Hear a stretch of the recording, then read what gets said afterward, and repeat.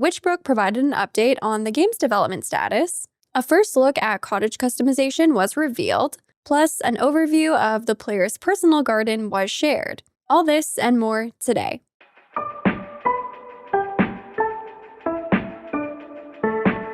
Hello friends, Sarah Sunstone here, bringing you the latest gaming news with Sunnyside Up.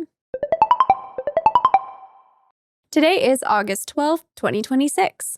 Witchbrook published a brand new developer blog titled Building a Home, which provides a nice overview of the different ways players will be able to customize and personalize their home base, on their own or with friends. Please go ahead and shine the lovely like button if you appreciate being kept in the loop with these updates, and make sure you're subscribed to my channel with your notifications on so you don't miss out. Otherwise, without any further ado, let's get right into it. So first up, the team provided a brief update on some recent development progress, sharing that it's been very busy in the studio with lots of big milestones finally coming to a close, which is excellent news. Apparently last week, the team submitted their final big batch of in-game text to the translation teams, also confirming 2 new languages that will be added to the game, which is Korean and Russian. According to the team, this week the design team is midway through a final internal end-game balancing playtest, which is huge. This really does sound like they're in the final stretch of development, though who knows how much other work will still need to be done based on their findings and feedback from this final playtest. And finally, for the update on the development side of things, before we get into some super fun details about home building, the team shared that console porting is also ongoing, with plenty of QA testing, polishing, and bug hunting. As a reminder, we know that Witchbrook will be coming to Nintendo Switch, Nintendo Switch 2, and Xbox consoles, alongside PC via Steam. So basically everything except for PlayStation, unless that will also be added ahead of the ultimate release. Despite this being a smaller update regarding progress, I do appreciate that they've shared a glimpse into the specific tasks that they're working on, and it does sound like they're focused on preparing for release rather than adding more new content. Now let's get into the really exciting update on our home base for life in Mossport, which includes our witch cottage and even a garden. This 2-story property will be passed down to you by your late aunt, and it is said to be quite large, meaning lots of space for decorating. And it does seem like there will be many different ways to acquire new furniture and decorations, with perhaps the primary method being from Mossport's dedicated furniture store, which is called Harbor Home. This shop is located in the Docklands area and is run by a father-daughter duo, Justin and Violet. Harbor Home will offer a rotating selection of furniture sets, each also featuring multiple colorways. And based on this little preview here, multiple almost seems like an understatement. We can preview some different categories of items in the furniture catalog, including seating, lighting, beds, or maybe large furniture pieces, and tables. And we can see just how many different color variants are available for each piece. Here we can spot lots of different items, some to build our own custom kitchen, maybe even bathroom, plus some items that would be nice for the outdoors too, like a barbecue. The team has listed item categories including flooring, wallpapers, dividers, floor and desk lighting, rugs, and even pillars to lay out and fill your space just how you'd like. So although we will have a pre-built home, it sounds like they'll be providing us with lots of different item types that can be used to customize aspects of the interior layout beyond just simple furniture, like those room dividers, pillars, and even countertops. They also noted that if nothing takes your fancy, you can check back the next day to see what's new in stock, so it does sound like the furniture will rotate every in-game day. I also really like how it looks like we can actually browse many of the furniture items outside of the catalogs, because there is this show floor setup at Harbor Home. So this will help us to see like the scale of different items and how they look alongside others in the sets before actually purchasing them for ourselves. But it sounds like there will be a number of other fun ways to obtain decorations, such as clutter items, special furniture, and other trinkets. This includes other shops located around the world, Sunday market stands, special item availability during seasonal events, and also as rewards from certain NPC quests and from consultations. Now, the Sunday market is a weekly in-game event where we can set up our own stand to sell crafted items, potions, baked goods, and other things we create for profit. But it's really exciting to know that we'll also be able to do our own shopping at this event every single week. Now, they've also shared a little preview of a seasonal event that will be hosted in Mossport, which seems like it could be a summer festival since it appears to be hosted on the beach. It actually looks like the furniture store Harbor Home has set up their own booth at this event, where we'll be able to pick up some seasonal, festival-themed furniture items. This set looks like it's been themed off of driftwood, which is honestly perfect for a beach-themed event. I also really like this idea of receiving special rewards like decor and trinkets from completing character-specific quests, and also from those job-specific consultations, which we know will be a major part of our gameplay. It seems like in some cases, not only will we receive our payment for completing the job or request, but we might also get some additional exclusive rewards for specific consultations. I'm personally super excited about this. Next, we get to take a peek inside our cottage with just one example of how it can be decorated using the telekinesis spell to move objects around. Now, this player has definitely gone for a warm, cozy aesthetic in their entryway and their main room. And here we can actually see a great example of how things like pillars and room dividers can be used to section off a space, making it even more homey. I also absolutely love the wallpaper here that makes it look like a little library corner.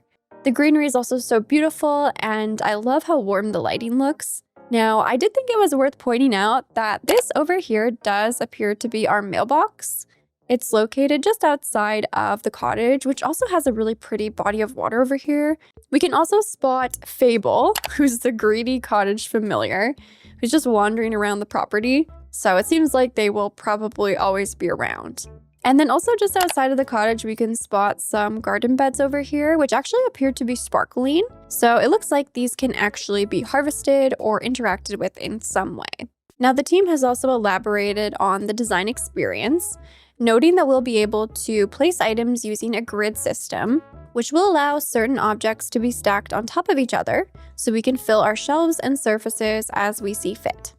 This is excellent news because I adore placing stuff on top of other stuff to add more detail to a space and also just to make it look more lived in. They've also confirmed that walls will have a placement system, giving you the option to decorate with posters, crafted seasonal wreaths, and more.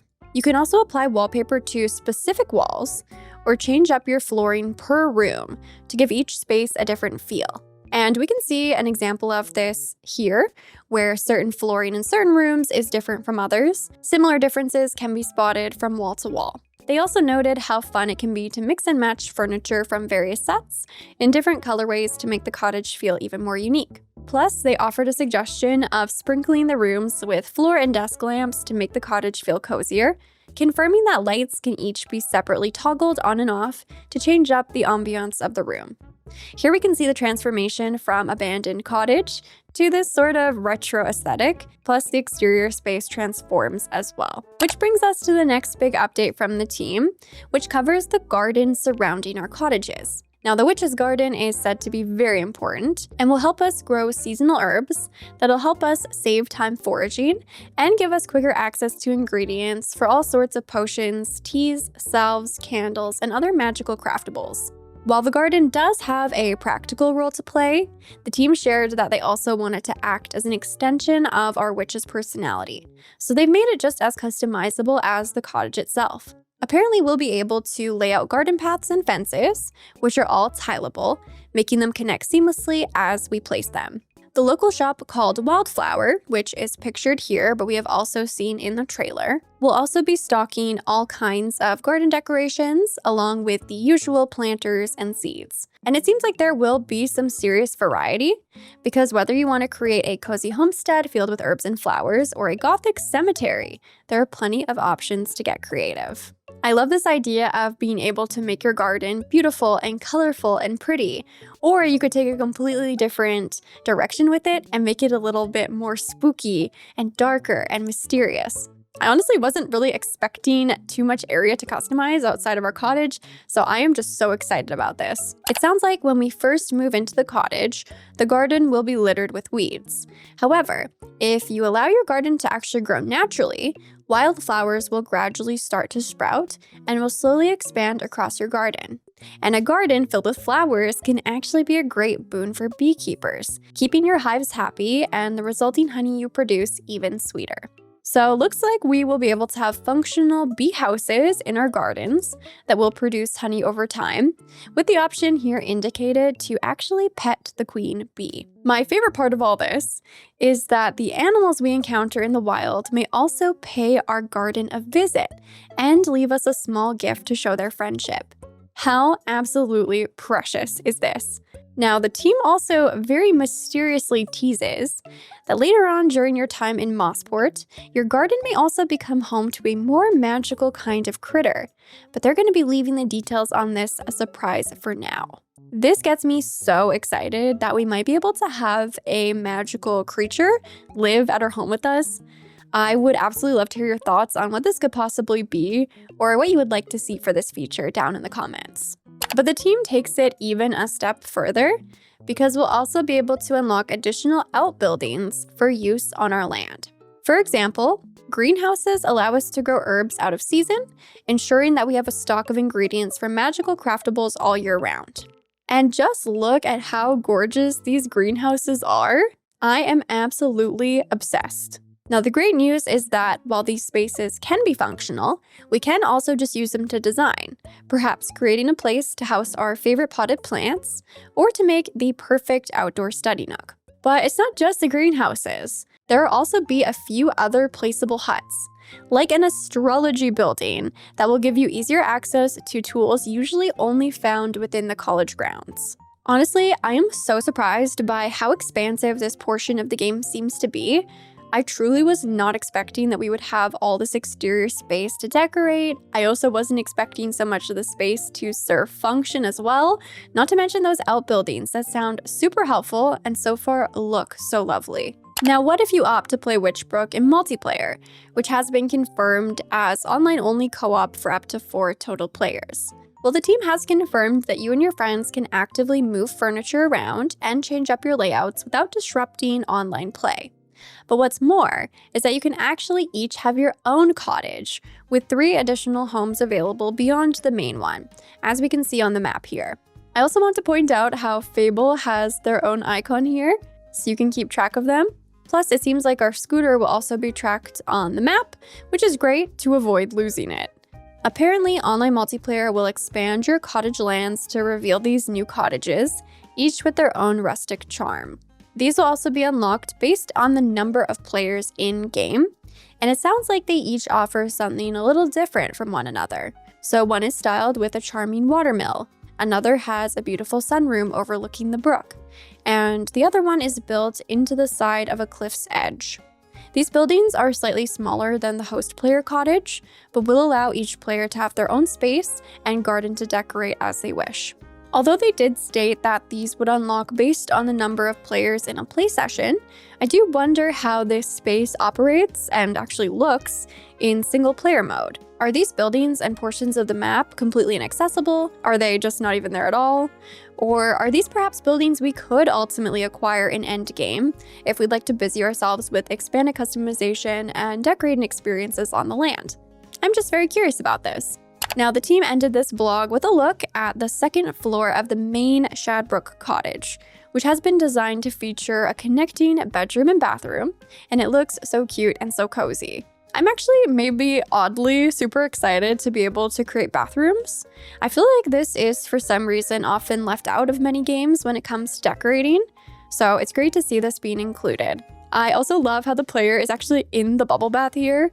Hopefully this does point to some furniture interactions that might be available, which would definitely add even further to the immersive nature of this game. So there you have it, friends. That was the latest news from Witchbrook, which I'm sure you could guess has made me even more excited for this upcoming life simulation game. Be sure to share your thoughts with me down in the comments. Are you excited for decorating? Which aesthetic are you going to be going for? How do you plan to use all this land? Anything and everything, you know I always love hearing from you. And with all that being said, thank you so much for watching. I love you all, and until next time, take care.